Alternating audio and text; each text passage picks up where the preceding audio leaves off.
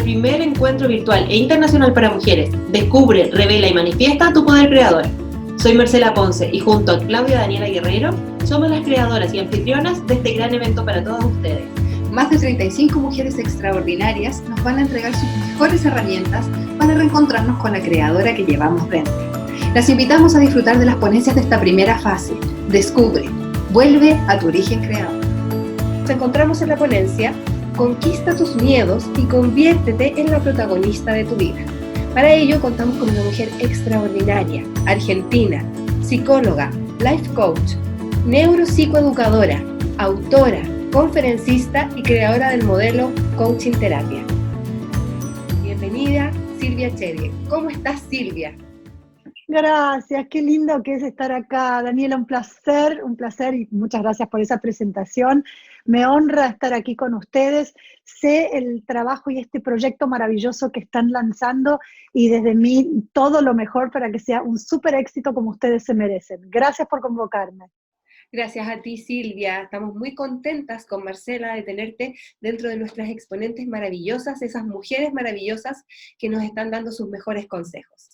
Y comenzando con esta entrevista, te queremos preguntar y que nos cuentes cómo descubriste este camino, cómo llegaste a este camino de ayudar a mujeres, de ayudar en general a tantas personas. Es un poco de historia lo que tengo que contarte entonces, Daniela, porque lo que hice es algo que acá en Argentina decimos, caminé muchos adoquines.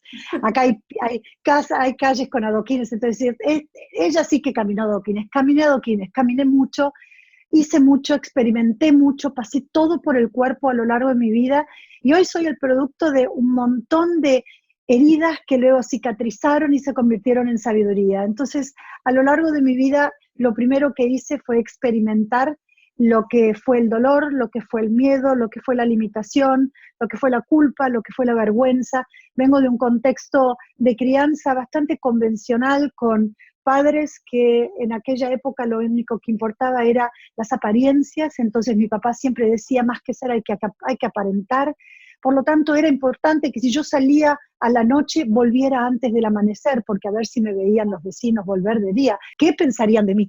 Y como esas, un montón de creencias que fui asimilando a lo largo de mi crianza, en donde hubo un fuerte impacto sobre mi ser interior, sobre quién yo verdaderamente era, para moldarme a quien se esperaba que yo fuera.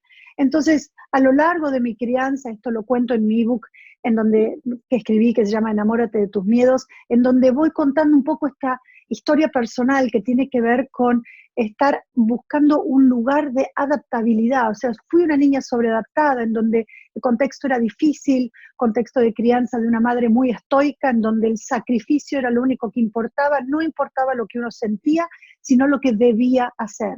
El hay que, tengo que, se debe. Entonces, yo aprendí mucho de ella al principio, de ser una persona muy sacrificada, muy esforzada, que iba siempre para adelante y nunca midió el riesgo interno, nunca se puso a preguntar qué era lo que realmente la motorizaba.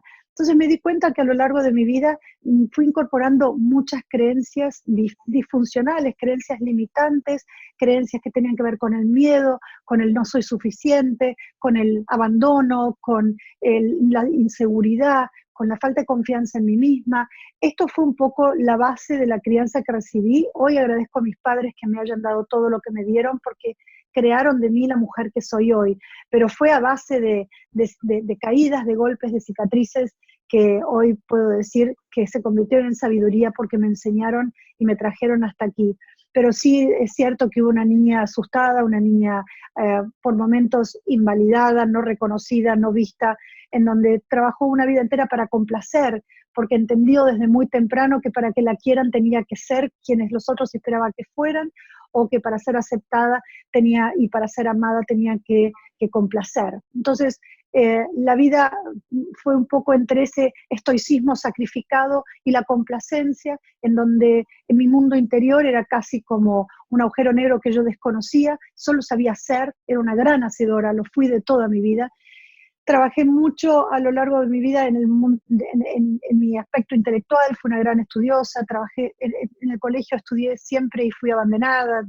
Tuve muchas posibilidades de desarrollar mi intelecto, pero de mi mundo emocional prácticamente nada, porque en mi casa no sé, por ejemplo, la frase de cómo te sentís no existía, o sea, no había la posibilidad de cómo te sentís, era como un mundo oscuro, no sabemos qué es sentir. Entonces era, ¿haces esto, lo haces bien o lo haces mal? ¿Se puede o no se puede? ¿Se debe o no se debe? Entonces muchos mandatos y muchos patrones de conducta que quedaban establecidos a partir de lo que se debía hacer y cumplir con las expectativas. Así fui creando un sistema de creencias que sin duda a lo largo de mi vida me acompañaron. Muchas eran creencias limitantes, creencias de miedo, de inseguridad, y yo solo sabía que tenía que seguir adelante porque yo tenía que sobrevivir de alguna manera. Y sobrevivir significaba ir por sobre mis miedos y a pesar de ellos hacer. Pero esto no significó que yo no lo sintiera. Hice muchas cosas en donde la inspiración era el no reconocer el que podía fallar en algo, entonces, o el no dar mi palabra y no cumplir. Entonces, no importaba lo que yo deseaba, no importaba lo que yo sentía, yo tenía que ser exitosa. Y gran parte de mi vida funcioné desde ese lugar, desde buscar el éxito, pero no interno, sino externo, buscar el reconocimiento, buscar la aprobación, buscar cubrir ese vacío afectivo que yo había recibido de alguna u otra forma, esa carencia en donde yo necesitaba la mirada del otro para reconocerme. Entonces me sentía culpable si no hacía algo para cumplir con las expectativas de los demás. Tenía vergüenza porque como me sentía insegura, sentía que nunca era suficiente. Entonces el miedo, la culpa, la vergüenza siempre me estuvieron acompañando, pero lo importante, Dani, como te dije al principio, que no se notara. Que no se notara, había que aparentar, no importa lo que uno era. Entonces me disfracé y me puse unas máscaras divinas a lo largo de mi vida, en donde, si vos le preguntas a alguien que me hubiera conocido en años atrás, se hubiera dicho, la mujer más fuerte que conocí. De hecho, sí lo era. Organicé eventos muy grandes, multitudinarios en Argentina, tanto así, uno, por ejemplo, en un estadio que se llama el Luna Park, un estadio que, como, ¿lo conoces, Dani? Un estadio que es como el Madison Square Garden de New York. Era porque organicé el primer evento de campeonato aeróbico en Argentina, inédito hasta ese momento, me arriesgué, lo hice, me comprometí con todo el mundo y yo no podía no hacerlo. Y terminé no solo llenando con 8.000 personas el estadio, sino que además conduje el evento. Y vos dirás, pero eras a prueba de todo. No, adentro había una niñita muerta de miedo y asustada que no sabía cómo estaba haciendo lo que hacía, solo sabía que debía hacerlo. Y la máscara y el disfraz de todopoderosa y fuerte me ayudaba a superar estas situaciones, pero era una máscara. Realmente la niñita que vivía dentro mío todavía seguía sosteniendo esas creencias de no soy suficiente, necesito que me aplaudan, necesito el reconocimiento, que me amen, que me aprueben, me siento insegura, no tengo confianza, podré, ¿qué dirán? ¿Me criticarán? Todo eso me acompañó a lo largo de toda esa historia primera de mi vida. Luego empecé a darme cuenta que la factura de esas máscaras y de esos disfraces era altísima, porque había alguien adentro que sentía que se iba marchitando, que era yo. Porque hacia afuera la imagen era maravillosa, muy popular, muy pública y haciendo éxitos muy importantes, pero no sabía quién había adentro de esa máscara, no sabía quién estaba detrás del disfraz. En algún momento la exigencia fue tan grande porque como todo era para controlar lo que recibía de la afuera, para ser exitosa, la exigencia de esto es inmensa, inmensa y te factura. Te factura psicoemocionalmente, te factura vincularmente y te factura físicamente. Cuando llegué a esos niveles de facturación, dije, acá paro, y ahí empecé a hacer mi viaje hacia adentro. En ese momento empecé a hacer todo un trabajo, un viaje de aventura hacia encontrarme, hacia entender quién era. La formación como psicóloga y como coach me ayudaron muchísimo, muchísimo, porque me dieron herramientas y me dieron recursos para poder empezar a buscar ayuda. Busqué ayuda, leí libros, hice seminarios, hice terapia, hice coaching, hice todo lo que se te ocurra de la medicina alternativa y la medicina ortodoxa, de la psicología alternativa, de la psicología ortodoxa, hice todo lo que se te ocurra y mi viaje duró varios años. Y hasta que un día me encontré. Y el día que me encontré fue el día que pude empezar a ayudar a otros. En el principio de esa ayuda, yo siempre fui una persona que estaba muy presente para la gente que me rodeaba, pero cuando ya lo hice profesionalmente, como psicóloga y como coach, te tengo que decir que al principio lo hacía desde mis propias heridas, todavía, desde las heridas que aún sangraban, desde ese lugar que todavía no había sanado, y mientras ayudaba a otras y otros a sanar, sanaba yo. Así fui cicatrizando y me fui volviendo más sabia, más madura y más sabia, porque yo digo que es la sabiduría, es el néctar de esas experiencias que las podés tomar como en un cáliz y decir, quedó esto, y lo metes en tu corazón y decís, esta es mi sabiduría, ¿no? Es como el haber capitalizado todo lo que pasé en mi vida, todas las experiencias que tuve, todos los dolores, todos los miedos, todas las caídas, las capitalicé y me fortalecieron. Desde esa capitalización, desde ese cáliz, desde esa sabiduría, es que empecé a ayudar a muchísima gente a poder reencontrarse y empoderarse.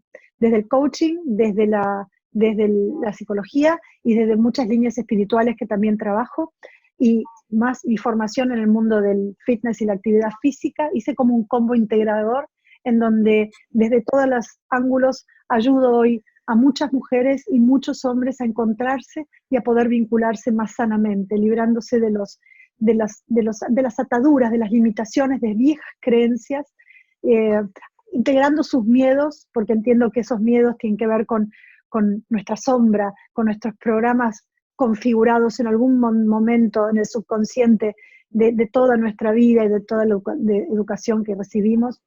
Y desde también las ayudo a poder reencontrarse con su propio poder. Tanto hombres como mujeres, trabajo con ambos sexos siempre y con parejas. Entonces el trabajo en las parejas me parece maravilloso para poder ayudarlos a encontrarse desde el amor y no desde la dependencia y el apego, que es miedo, que es inseguridad, que es falta de seguridad personal. Así que este trabajo desde el miedo, desde la culpa y desde la vergüenza lo trabajo muy intensamente con toda la gente que agradezco y honro, llegan a mi consulta y llegan de alguna manera a mí, por la vía que llegue. Esa es un poco mi historia al día de hoy. Qué gran historia, Silvia, y yo creo que hay muchas mujeres que nos sentimos muy identificadas con lo que tú cuentas, con esa necesidad de que nos acepten y nos quieran, y dejándonos de lado y destruyendo un poco esa niña que está ahí herida sin saber qué hacer más que agradar a los demás. Yo creo que hay muchas amigas que pueden estar escuchando y sentirse muy identificadas, así que muy atentas a la historia de Silvia porque se puede. Se puede trabajar desde nuestro propio miedo y sacar grandes herramientas que ahora tú estás utilizando con otras personas. Muy linda historia, Silvia, gracias por compartirla. Al contrario. Adentrándonos en el tema de hoy, queríamos preguntarte, ¿cómo defines tú los miedos? Uy, es un tema enorme, es un tema muy grande. Voy a tratar de ser lo más concisa posible, porque los miedos es algo que a mí, aparte, como digo, ¿no? Tenemos que enseñar lo que tuvimos que aprender, y yo lo tuve que aprender también en carne propia, y eso a mí me ayudó muchísimo a superarlos, pero por sobre todo a integrarlos. Eh, Estudié mucho, en mi formación dentro de lo que son las neurociencias, pude entender la fisiología del miedo, y luego desde como mi formación como psicóloga pude entender la parte psicoemocional del miedo. Y el miedo en realidad es una respuesta de cualquier organismo vivo ante una situación de amenaza o peligro. Es aquello que nosotros aprendimos a responder para garantizar nuestra supervivencia. Esto nos permitió sobrevivir como especie, por lo tanto es algo que viene ya innato en nosotros. La respuesta del miedo es una respuesta innata. Ahora, de esa manera como es innata, también es aprendida. Entonces podemos aprender de una situación traumática a sentir miedo, por ejemplo, a los perros, porque en la plaza un perro me mordió. Entonces, ese miedo aprendido puede luego también ser un miedo por asociación. A partir de ahí puedo temer a todo animal peludo, por ejemplo, porque lo sigo asociando, ¿no? O también puedo generar un miedo por imitación. Si, por ejemplo, mi madre era una persona que tenía mucho miedo a los murciélagos, posiblemente yo también genere un rechazo y un miedo a los murciélagos. Entonces, hay ciertos miedos que vienen con nosotros. De hecho, hay una investigación muy interesante de unos alemanes en el 2017, hace muy poquito, en donde mostraban distintas figuras de flores y de peces a bebés de 6 meses, y entremezcladas en esas figuras había figuras de arañas y de serpientes. Entonces, era notorio ver cómo los niños se le pasaban las fotos y ante las fotos de las serpientes y las arañas se activaban, se abrían sus pupilas y se activaba su sistema de defensa. Entonces, evidentemente, esto lo traemos en por una cuestión ancestral, atávica, lo traemos ya genéticamente incorporado, porque en algún momento fue muy útil para la supervivencia temer y rechazar y huir de estos animales.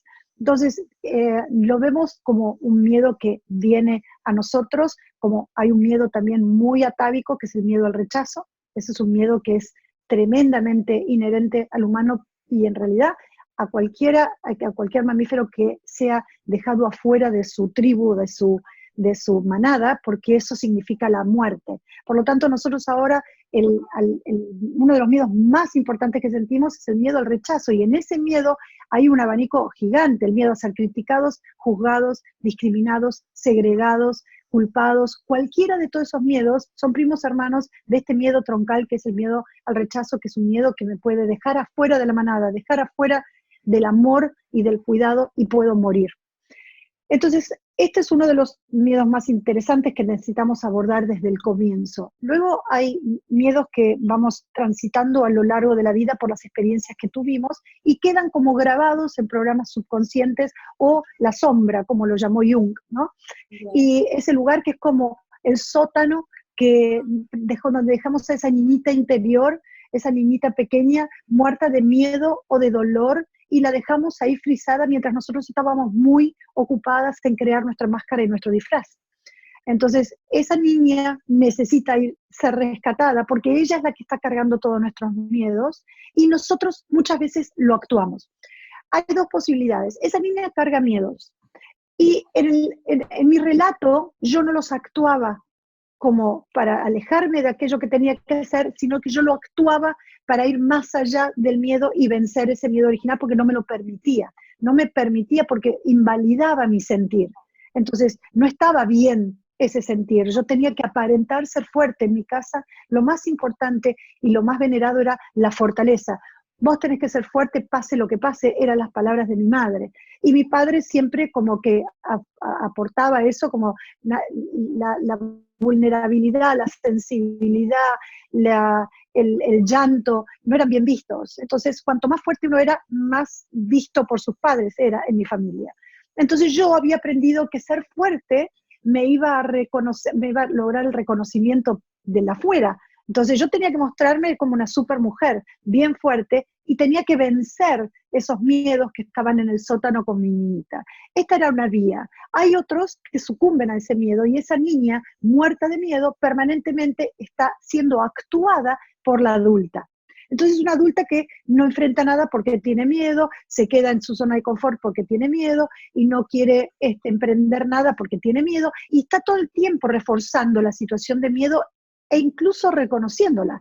No, yo tengo miedo, no, a mí me da miedo, no, miedo, y refuerzan la emoción del miedo constantemente, sin siquiera preguntarse a qué tienen miedo o debido a qué están sintiendo miedo. Entonces, lo ideal en esos casos es ir a bucear a ese lugar, rescatar a mi niñita, traerla y empezar a escucharla, porque tenemos que entender qué es lo que hace que un miedo sea realmente un miedo real o un miedo imaginario. Porque el gran problema que tenemos es que el miedo, en la gran mayoría de todos nosotros, es imaginado, es irreal y pertenece a nuestra fantasía. Y así es como creamos monstruos todo el tiempo de los que estamos huyendo. De hecho, ¿qué es la ansiedad? La ansiedad es un miedo anticipatorio a una catástrofe. Entonces, yo le digo a mis pacientes, ¿sabés qué haces? Mira, yo te voy a contar lo que vos haces. Creás un monstruo grande, enorme, peludo y lleno con todo el decorado que vos quieras. Lo pones allá adelante en algún lado de tu futuro y le decís, date vuelta, date vuelta. Una vez que te da vuelta, le decís, ahora asustame. Y te asustás. Y entonces, y ahí buscas controlar al monstruo para que no llegue, porque la ansiedad tiene que ver con el control. Es un monstruo que creaste vos, que vive acá adentro, que no hay evidencia que sea real. Entonces, al menos cuando sentimos miedo, busquemos evidencia de que esa historia que me estoy contando es real, o hay algo que sí debo ser prudente, porque ese miedo me está diciendo, hey, anda despacio, frena, pensá un poquito las cosas, porque si las pensás van a salir mejor. Entonces, todo miedo como reacción innata, bien preconfigurada en nuestro ADN, está maravilloso. Porque si hay un depredador ahí afuera, si hay un tigre dientes de sable ahí afuera, más vale que yo salga corriendo, ¿sí? Pero cuando la reacción del miedo se siente ya en el cuerpo y no hay ningún depredador ahí afuera, lo más probable es que hayas estado fantaseando o hayas tenido tu diálogo interior, o tu madre o tu padre te hayan estado hablando desde acá atrás y vos hayas estado creando monstruos catastróficos en tu mente, por lo cual, como no te diste cuenta de los monstruos que estabas creando, el miedo se instaló y de golpe, tengo miedo. Y ahí el miedo ese refuerza los pensamientos catastróficos que estabas teniendo. Entonces es un circuito de miedo y refuerzo con los pensamientos. Entonces, una vez que el miedo está instalado, anda unos metros para atrás y fíjate que estabas pensando, fíjate que estabas imaginando. Y en ese diálogo interior, en esas imágenes, está la respuesta. Porque ahí es donde vos podés buscar evidencia, si de verdad el miedo es real y para lo cual tenés que ser prudente de alguna manera, o si estás imaginando monstruos que no existen. Entonces, esta es la razón por la cual nosotros tenemos que evaluar el miedo. El miedo, podría hablarte mucho más, pero no creo que este congreso te alcance el tiempo entero para que te hables más de miedos, pero sí me parece que el mensaje es, el miedo es una energía, es un aviso, tiene un mensaje, nos está diciendo algo, y ese es el mensaje que nosotros tenemos que escuchar. El mensaje viene del sótano, como digo yo, el mensaje viene de la sombra, el mensaje viene de la niña interior. La tecnología que quieras utilizar para superarlo, para abordarlo y recuperar esos miedos, para hacerte amiga de ellas, cualquiera está bien, pero en realidad lo que necesitas hacer es integrar eso que quedó frisado a partir de experiencias del pasado en algún lugar de tu subconsciente, lo tenés que hacer consciente. Porque Jung decía, todo lo que no hagas consciente se convertirá en tu destino. Quiere decir que tu destino va a ser una repetición de tu pasado, porque el subconsciente vive tu pasado, tus experiencias pasadas, aquellas que no pudiste ni reflexionar, ni decidir, ni evaluar, ni analizar, ni discriminar, porque tal vez eras muy chiquita para poder hacerlo. Simplemente sentiste el impacto, se frizó en vos y lo dejaste ahí. Y luego sobre eso fuiste poniendo ladrillos, más ladrillos, más ladrillos, hasta que lo dejaste enterrado, pero no murió, está ahí adentro. Y como digo yo, saca vapores, ¿no? Como vapores como con feo olor a veces, en donde decís, tapemos más. No, destapá, animate a destapar, animate a integrar tus miedos, que son tu parte más amorosa, tu parte más dulce, aquella parte que no pudo hacer otra cosa más que sentir eso, sin ser siquiera validado y sin ser siquiera contenida o abrazada. Esa parte tuya es la que hasta hoy se ocupó de sobrevivir estoicamente para que vos llegues a ser quien sos hoy. Para que seas esta mujer fuerte, todopoderosa, o no, pero la que sos. Y la que sos se montó sobre esa niña que sigue frisada en el sótano, esperando que la rescates para integrarse a vos. Y a partir de ahí, caminar el camino del héroe juntas. Que no sabes la fortaleza que te da cuando vos caminás con tu niña interior acá, con todas tus heridas reconocidas, hechas cicatrices y convertidas en sabiduría. Te da una paz maravillosa. Qué hermoso lo que estás explicando, Silvia, y la manera en que nos has dicho cómo es la historia del miedo, cómo podemos ir restaurando estos miedos que no nos dejan avanzar, y que básicamente son lo que tú dices, destapar esos ladrillos que has puesto y rescatar a esa niña interior, que está totalmente vulnerable y que necesita ese cariño.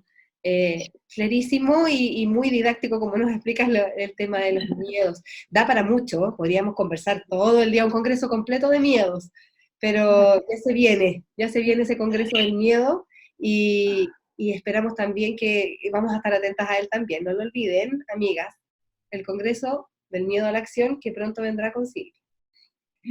Gracias, mi amor, gracias. Silvia, hacernos cargo de nuestra vida va directamente proporcional a ser protagonistas de nuestra vida. ¿Cómo podríamos lograrlo? ¿Qué consejos nos puedes dar? Qué buena pregunta, porque una de las cosas más importantes es para trascender cualquier limitación es ser protagonistas de nuestra vida y no sentirnos víctimas de nuestras circunstancias.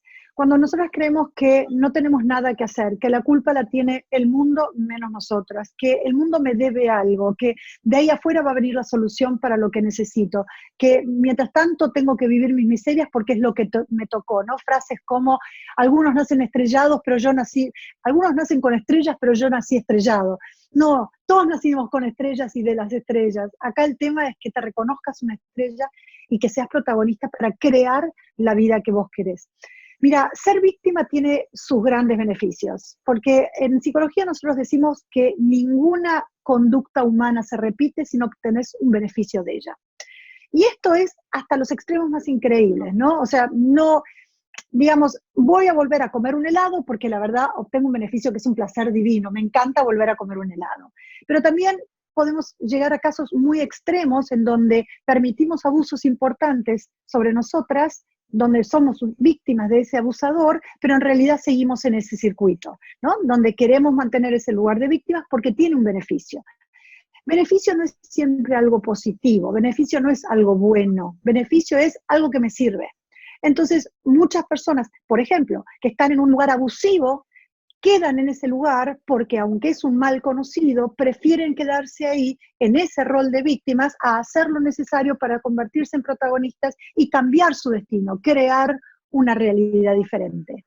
Porque para dejar de ser víctimas de las circunstancias y ser protagonistas necesitamos crear una realidad diferente a la que tenemos mientras somos víctimas de nuestra realidad, porque en esa realidad estamos creando situaciones de victimización. Nuestro entorno es nuestra creación, nuestras experiencias hacen a lo que yo necesito transitar y me reflejan.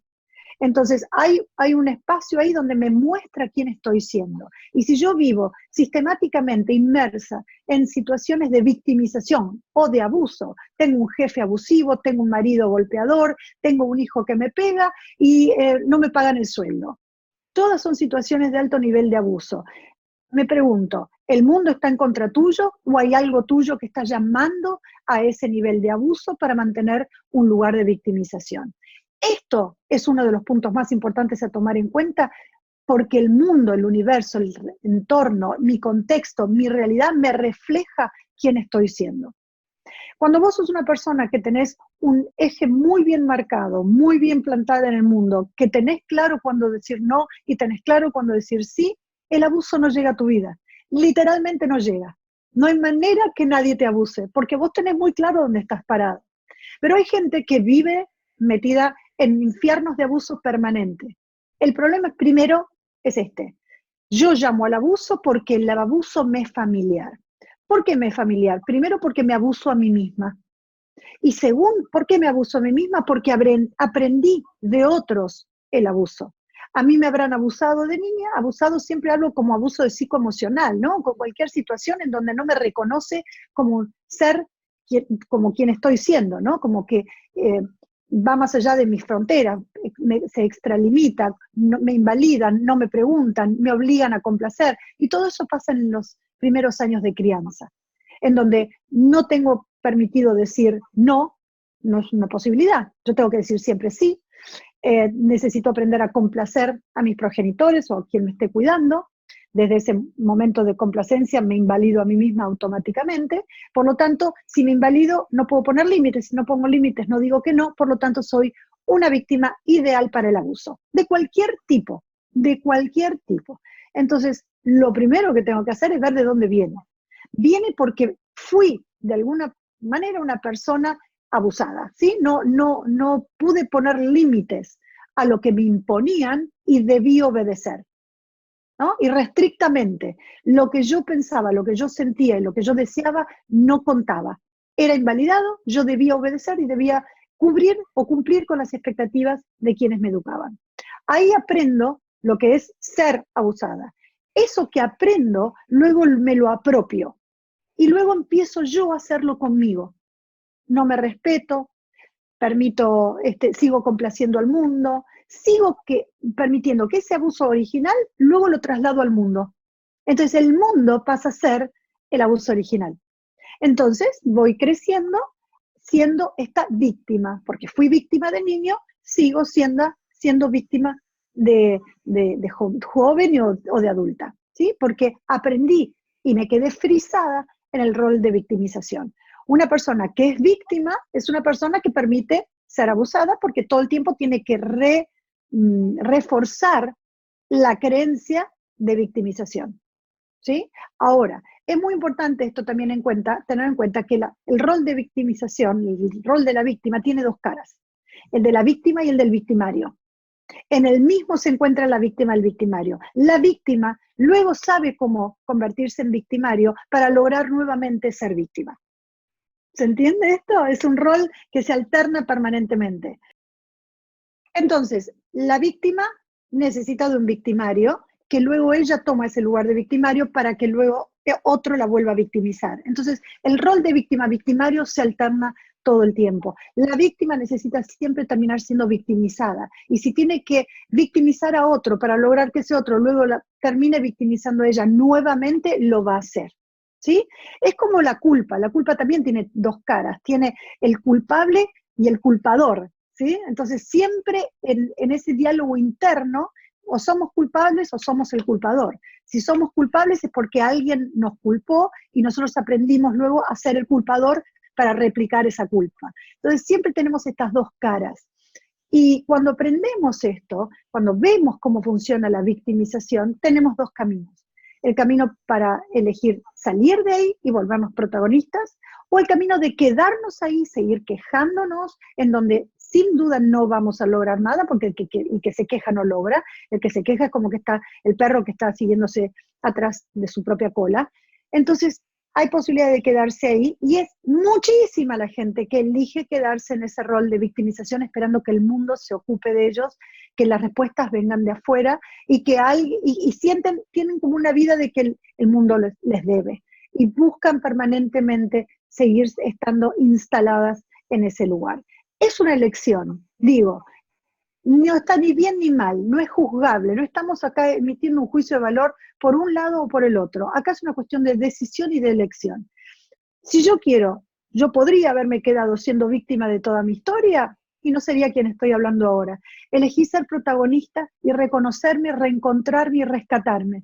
Hoy puedo decir que soy quien yo elijo ser, porque las creencias limitantes que aprendí vivieron conmigo, las escuché, y a veces alguna que otra quiere tocar ahí a lo lejos y digo, ahí estás. Voy a mi niña y le digo, mirá lo que nos dicen, y ahí las soltamos juntas, las dos juntas. Es una elección de estar consciente todo el tiempo. Únicamente desde la autoconciencia podemos lograr este cambio interior, que es un viaje muy lindo, de una enorme aventura, pero es profundo. Sí. Muy profundo y tiene mucho que ver todo con las quejas que dices tú, las culpas, todo va finalmente ligado para no lograr ser las protagonistas de nuestra vida y quedarnos en este rol de víctima. Es una elección y es una preciosa elección que podemos hacer hoy todas, y gracias también a las herramientas que tú nos estás entregando. Silvia, quisiéramos preguntarte, ¿por qué crees que nos cuesta asumir los errores como un aprendizaje y a veces nos avergüenzan? Qué buena tu pregunta, porque ahí tenés dos temas muy importantes. Por un lado la creencia y por el otro lado la vergüenza. Y también está la culpa y también está el miedo. O sea, en todos lados está tejido todo lo mismo. ¿Por qué nos da miedo equivocarnos? Porque hay una creencia en donde dice, si fallás, sos malo. Si fallás, sos mala. Si fallás, van a criticar. Si fallás, no te van a querer. Si te equivocás, mostrás que sos tonta. Entonces, hay un montón de creencias que la verdad no te permiten equivocar. De hecho, levanto la mano porque es una de las que a mí me enseñaron. La equivocación no era una posibilidad. La equivocación era mostrar un lado vulnerable que no era bueno. Entonces la exigencia con la que vos te vas criando, en donde tenés que ser perfecta, como si tan siquiera existiera la perfección, pero vas en busca de esa zanahoria, buscando una perfección que no existe, pero el desgaste para lograrla y en la búsqueda de control de lo perfecto es absolutamente devastador. y no es una posibilidad alcanzable, es una utopía total. No hay nada que controlar ni nada que sea perfecto en este universo. Entonces, cuando vos te equivocás, tenés mucho miedo, por otro lado, a que vengan y te digan, te lo dije. Y el te lo dije seguro te remite a tu padre o tu madre que te lo dije, que no debías hacer eso, y ahí te sentís una tonta porque me lo dijo y lo hice igual. ¿Vos sabés la cantidad de gente que yo conozco que no hace simplemente para que no le digan te lo dije? Y el te lo dije tiene historia, porque generalmente son padre o madre que te gritaron tantas veces, te lo dije que no hicieras esto, pero te dije, ¿no ves que sos tonta? ¿Ok? Hay todo un combo de información que aparece a partir de la equivocación que es tremendo, tremendo. Entonces, tirás un vaso y terminás siendo la tonta del año, ¿entendés? Porque tiraste un vaso. Y eso tiene que ver con la reactividad de quienes te educan, porque no pueden ver que sos un humano que puede cometer errores y te tranquilizan. Bueno, un vaso se le cae a cualquiera, está todo bien, quédate tranquila. La mayoría de las veces la gente que tiene tanto miedo de equivocarse es porque tuvieron la otra opción. Tonta, pero mirá, ¿no ves que no prestás atención? ¿Pero cómo haces estas cosas? ¿Pero no ves que sos una inútil? Y ahí viene el listado de críticas que se van adosando, asociando a esa creencia de soy una tonta, soy una inútil, no sirvo para nada. Mejor no hago, porque si me equivoco, se van a dar cuenta que no sirvo para nada, que soy una tonta. Entonces, por eso mucha gente tiende directamente a no hacer, ¿sí? Entonces, no se equivocan, porque al no hacer no tengo miedo de equivocarme, ¿sí? Entonces, siempre buscan el error afuera, porque como no toleran el error adentro, son los que no hacen, pero son altamente críticos del error afuera. Porque ese error que critican afuera es la misma crítica que tienen internalizada, ¿sí? De sus padres o y luego de sí mismos. Entonces, son personas que con mucha facilidad critican el hacer de otros, pero si vos las ves, hacen poco y nada. Porque no soportan el nivel de crítica que tienen hacia afuera de tenerlo encima, puesto hacia ellos, o proyectan ese nivel de crítica en otros para con ellos. Entonces, todo un juego en donde buscan evitar esa parte. Entonces, equivocarnos, hay que entrenarnos a saber que la vida no es error o acierto, no es éxito o fracaso. La vida son experiencias. Y si podemos entender que toda experiencia nos acerca a la meta o nos aleja de la meta, por lo tanto nos enseña que si estamos en el camino correcto o no. El problema que vivimos en esta dualidad es que hay algo que tiene que ser lindo o feo, bueno o malo, inteligente o tonto. Entonces, si soy la buena, la linda y la inteligente, estamos bárbaros, pero si estoy del otro lado, estoy del lado oscuro de la luna, ¿entendés? No hay posibilidad que no lo seas. Entonces, buscamos todo el tiempo la dualidad positiva. Tengo que ser la más linda, la más inteligente, la más buena, la más creativa, la más todo. Y todo el resto, eso es oscuro, eso no, mejor ahí no te metas. Entonces, ¿por qué pensar que hay algo bueno y algo malo, algo exitoso y algo fracasado, algún acierto y un error, y no poder verlo todo como experiencias? Si todo fueran experiencias, entonces no me paro en ese lugar de error o acierto, no temo equivocarme y simplemente hice una experiencia que me acercó a donde quería ir o me dijo que no era por ahí el camino. Es más fácil de esa forma, pero no es la educación que recibimos, Dani. Entonces, la vergüenza nace de todo lo que escuchamos a partir de los errores que cometimos. Entonces termino siendo una persona que, como me creo tonta, poco inteligente, que no soy suficiente, que no soy creativa, que no lo voy a poder resolver, entonces la vergüenza hace que yo me retraiga porque no voy a estar a la altura de las expectativas de lo que esperan de mí. Eso es la vergüenza. No estoy a la altura de las expectativas de lo que esperan de mí. Por lo tanto, si no estoy a la altura, me retraigo y me voy al otro lado. Y después tenemos variables como la timidez, el retraimiento. Entonces, porque allá afuera es peligroso, porque si llego a hacer algo, me critican y se van a dar cuenta que soy tonta. Entonces, mejor no hagamos nada. ¿Se entiende? ¿Sí? ¿Me fui clara?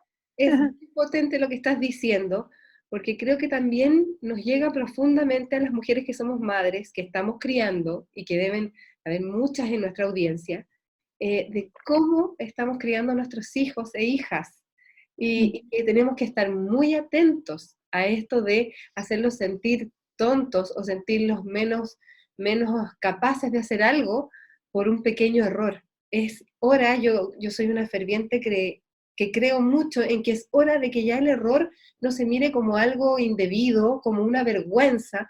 El error es una instancia de aprendizaje y es urgente que nos pongamos conscientes de eso. En especial a quienes estamos cerca de niños, ya sea en crianza, en educación, en cuidado, es sumamente importante porque así vamos dañando y vamos repitiendo círculos viciosos que nos ocurrieron a nosotras mismas, como tú nos cuentas.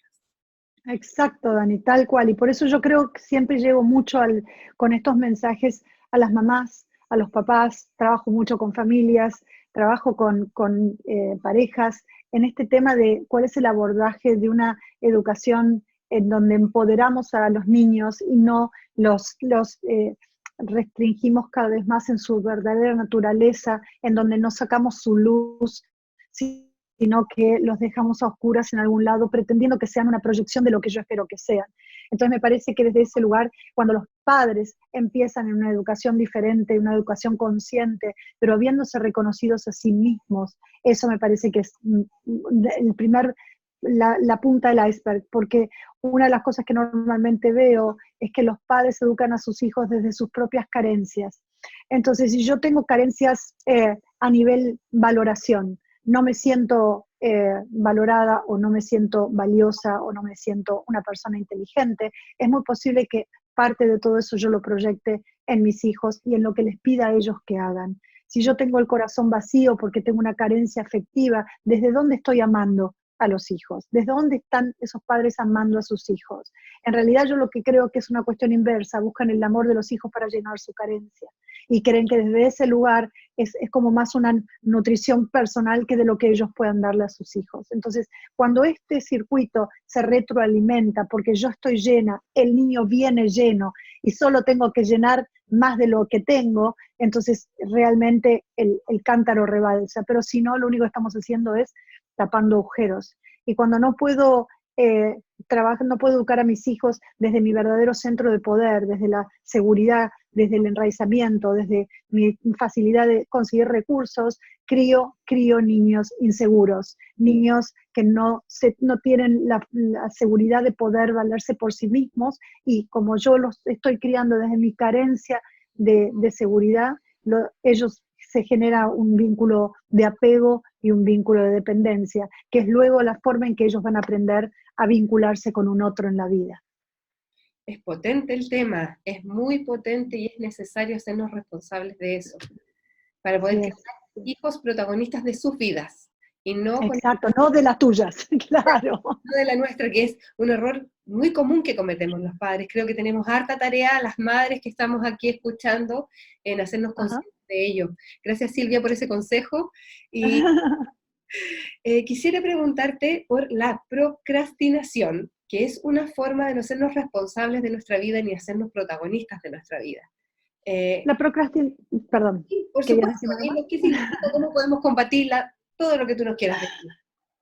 En realidad es un poquito siguiendo la temática de lo que hablábamos, ¿no? Es la famosa dejar para mañana lo que podría estar haciendo hoy. La pregunta es ¿para qué? ¿Para qué te sirve procrastinar? ¿Para qué te sirve dejar para mañana? ¿Qué es lo que estás buscando? Siempre busca el propósito de tu accionar. Todo accionar tiene un propósito y un motor. Entonces, si hay procrastinación, pregúntate ¿para qué? ¿Para qué te sirve seguir victimizándote sobre algo que vos te gustaría cambiar y no estás haciendo lo suficiente para hacerlo? ¿Por qué no volverte protagonista de esa visión que tenés, de ese deseo de cambio que tenés y hacer algo al respecto? Pero muchas veces en la procrastinación también vive el miedo, vive todas estas creencias de las que, y si no lo logro, y si fallo, y si es difícil, y si después me critican, y si... Mucho de la procrastinación tiene que ver con esas sombras de las que hablamos, con miedos de lo que puede llegar, con seguir victimizándome, con no tomar las riendas de mi vida porque es más fácil que me lleve la vida a otro, ¿no? Acordate, como dijimos, que la victimización tiene sus beneficios.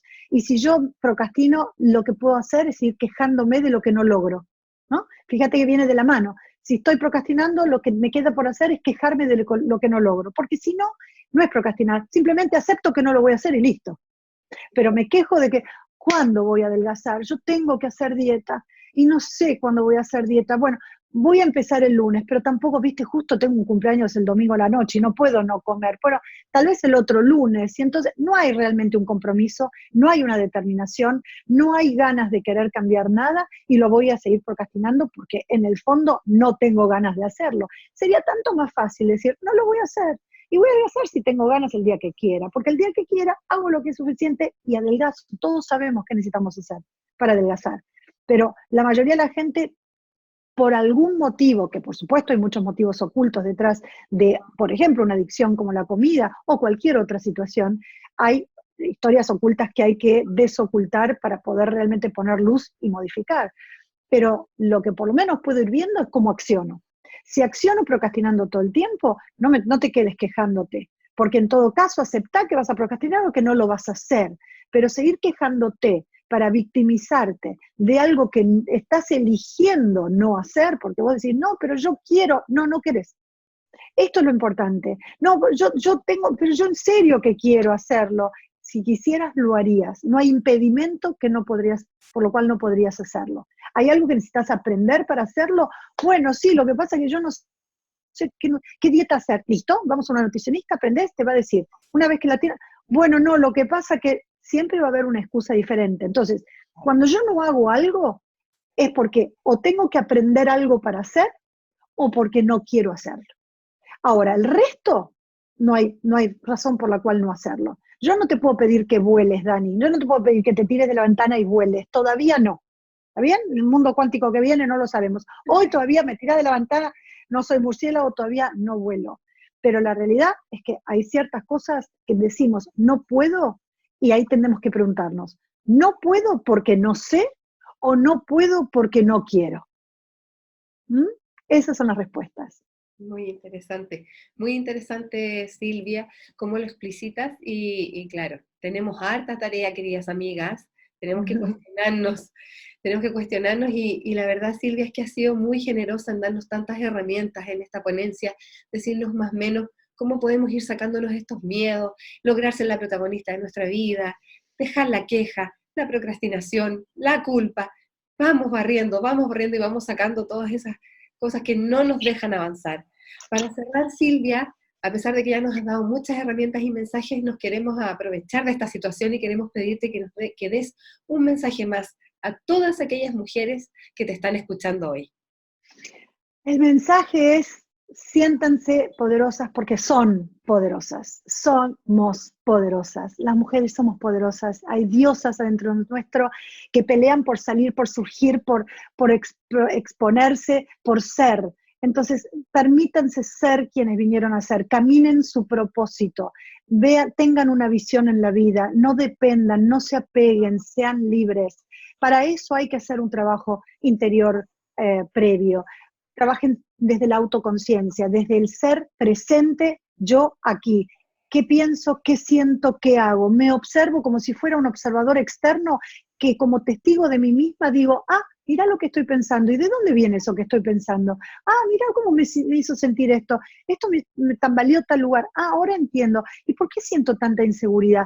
Entonces voy reconociendo mi pensar y mi sentir, las historias que me cuento, las historias que cargo de la historia, todo eso me va a hacer una representación de quién estoy siendo hoy aquí. A partir de ahí necesito generar una visión, en quién me quiero convertir, quién quiero ser, de qué manera quiero contribuir, qué tipo de madre quiero ser, qué tipo de esposa quiero ser, qué tipo de pareja quiero ser, qué tipo de amante quiero ser, qué tipo de empleada o empresaria quiero ser, quién quiero ser. Cuando yo puedo elegir quién ser, soy protagonista de mi vida. De lo contrario, soy víctima de mis circunstancias. Entonces vivo poniendo el problema y la culpa ahí afuera como que el mundo me hace. El mundo no te hace nada que tú no permitas que te hagan. Entonces nadie puede abusar de vos si vos no permitís que al abusador que abuse. Nadie puede ser agresivo con vos si vos no permitís que alguien sea agresivo con vos. Lo que vos permitas te ocurrirá. Entonces, ¿dónde está el poder? Mujer querida, ¿dónde está el poder? Está en vos, en decir no cuando es no, y sí, con ganas, cuando es sí, por supuesto, o tal vez no sé, déjamelo pensar, pero entrená, pararte frente al espejo, decir no con ganas y no des explicaciones, o decir sí con ganas y mucho amor, O decís, déjamelo pensar. Sacá todo eso que tenés adentro. No lo reprimas. Sé vos misma, porque no hay ya un papá o una mamá que pueda abandonarte y vos podés morir en el intento de sobrevivir. Hoy ya sos una mujer, tenés una vida. ¿Qué vas a hacer con esa vida? Entonces, comprometete a construir la vida que vos querés, porque te prometo que cuando lo hagas, vos vas a lograr que el universo te acompañe, porque en ese momento todos los planetas conspiran para que vos logres lo que quieres.